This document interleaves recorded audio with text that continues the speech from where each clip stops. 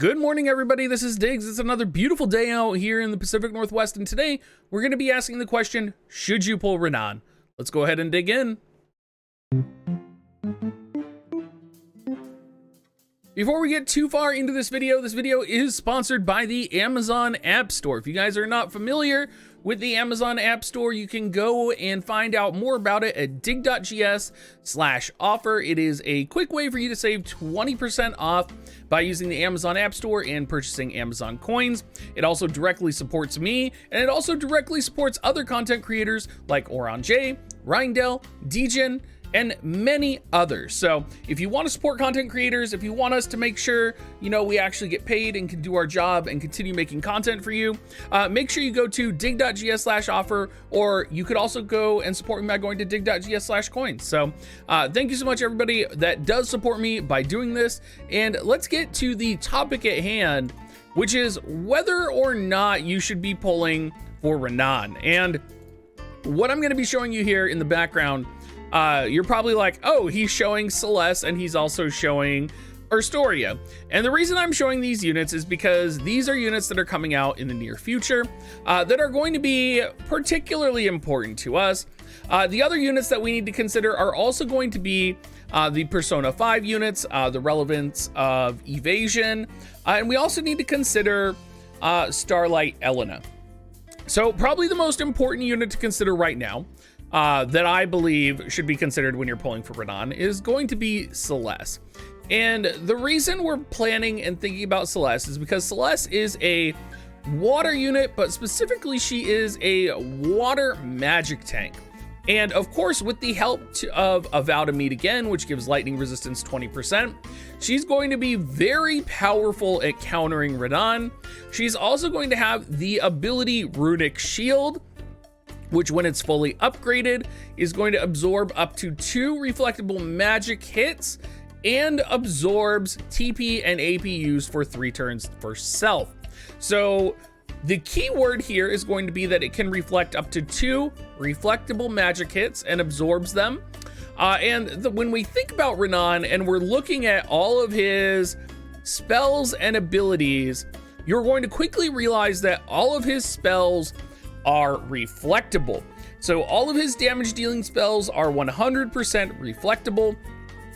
His sub job is going to be 100% reflectable. His Kododama sub job 100% reflectable.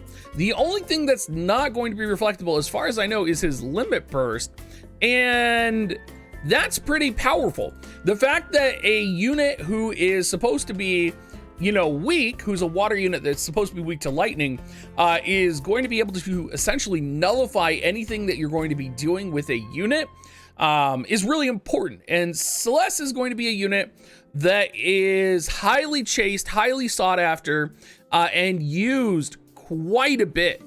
She's a unit that's going to be incredibly powerful. So when you're thinking about whether or not you should pull for Ranan, and you're thinking from a PvP perspective, you may want to think about that, right? You're also going to have Astoria coming out, who's going to be an exceptional pair with Celes. He's going to be able to complement her very well. He's the Water Crystal Warrior.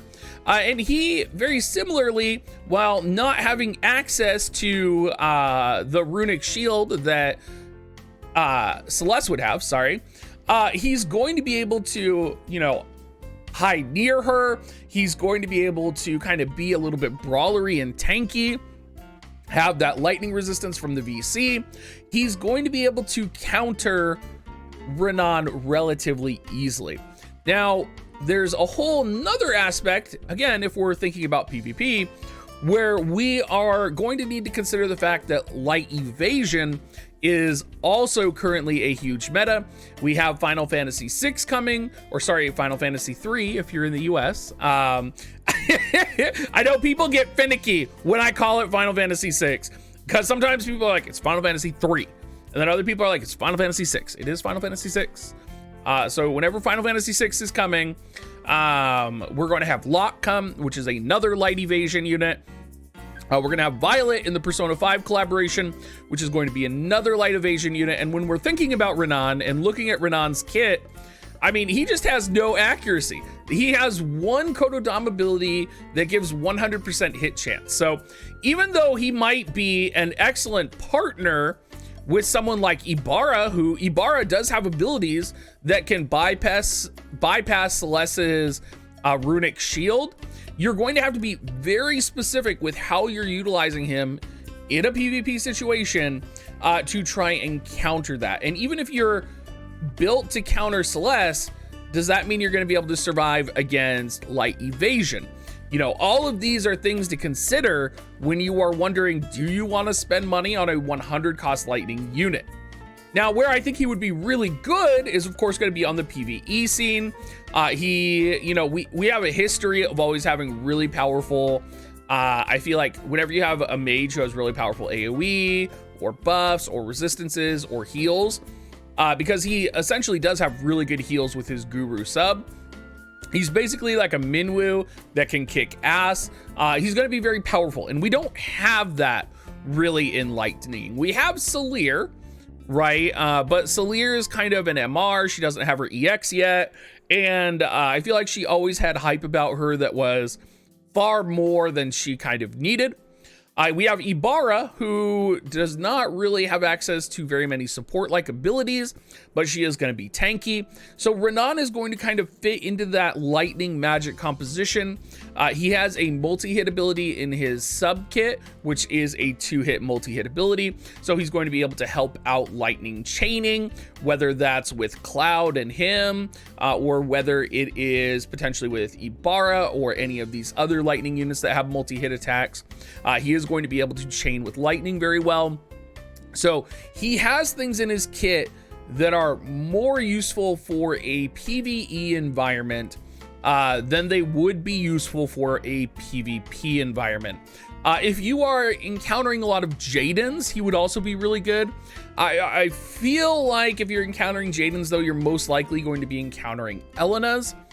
He's going to be, of course, really good in guild battle for the coming weeks with the lightning buffs.